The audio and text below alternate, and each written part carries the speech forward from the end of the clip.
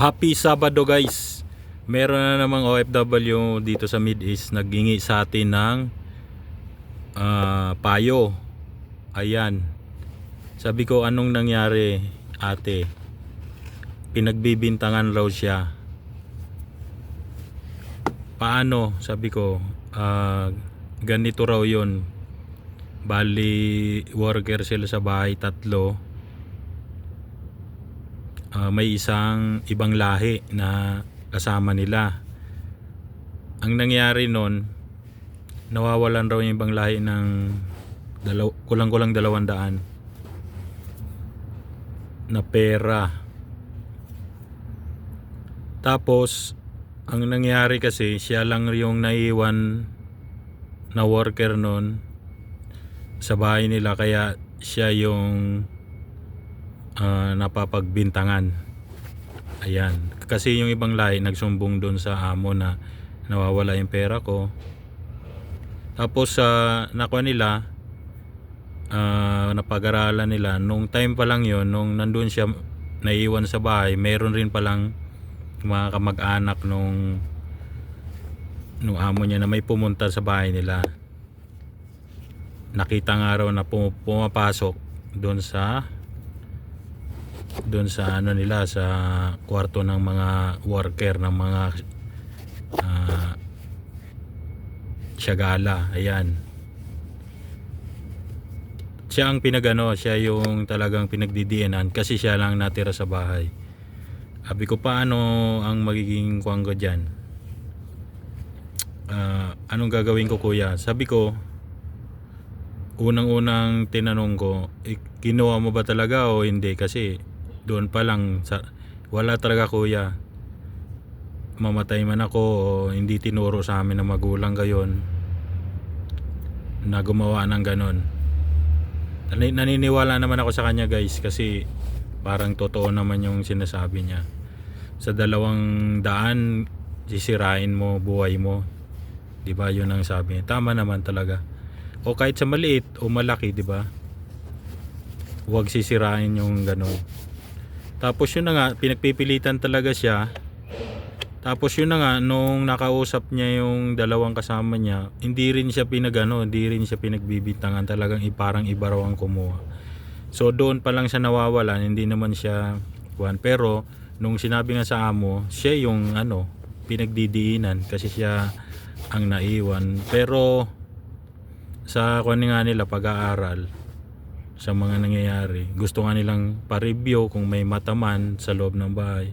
Hindi naman raw ginagawa nung amo nila. Parang ayaw gawin yun. So naiisip ko dito guys, opinion ko, siyempre kung may pumunta doon na kalahi nila, hindi yun pagbibintangan ng sarili nilang kalahi. Walang kalahi na maninira ng kapwa nila kalahi, di ba? Siyempre yung mga worker, yun ang lagi nilang ididiin. Sabi ko, kung yun ang pinagpipilitan nila, yun, lagi raw silang talagang nag-aawa na sila, nagpapalitan ng sinabi na nga niya, may Diyos tayo, nakikita naman sa taas, so kayo may Diyos rin, di ba? Yun lagi niyang sabi ko, hayaan mo na. Kung talagang yun ang pinagpilit niya,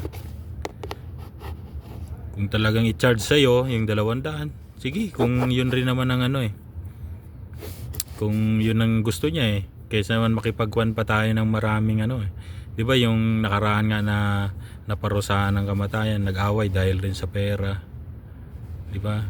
Sa halagang 200, sabi nga niya, kung yun ang pipilit mo, bawas mo sa sweldo ko, di ba? Kaysa naman ganito, mantong pa tayo sa ayaw maniwala, di ba?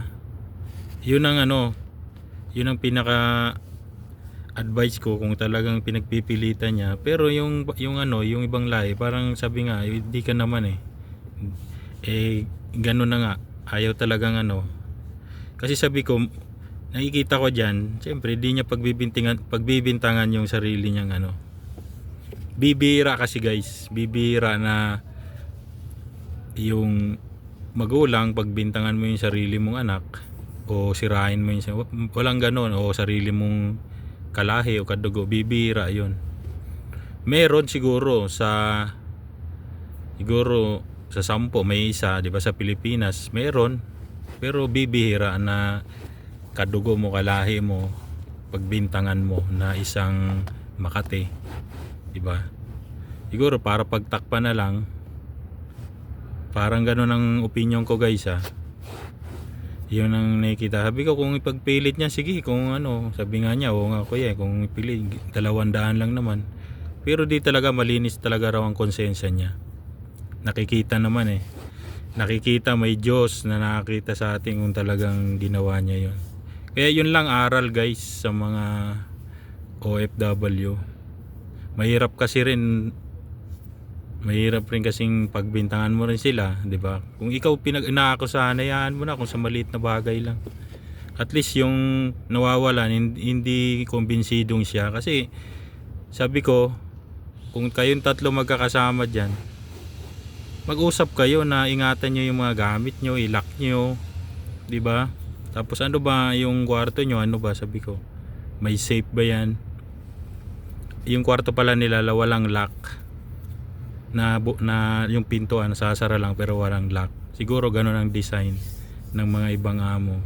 May possibility nga na may pumasok, 'di ba, ng mga bata o bisita, 'di ba? Kasi sila pa rin yan eh, sila pa rin ang hari diyan eh. Tayo worker lang.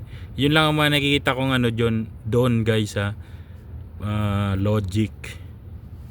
Yan, meron palang ganun, no? May mga ganun palang amo, minsan walang lock. Meron pa nga ako noon, may nakausap ako, isang worker na pati sa loob ng bahay nila may mata eh. Sabi ko, paano yun? Paano kayo kung magbibihis kayo, nakikita kayo? Minsan meron na lang, tumatago na lang sila sa sa gilid. Grabe, no, ganun kahigpit talaga kung minamanmanan yung mga galaw nyo. Ang hirap. Pero kung malinis talaga ang konsensya nyo o ikaw, kung wala kang ginagawa, sige, tuloy mo lang. Yun lang, guys. Bye bye.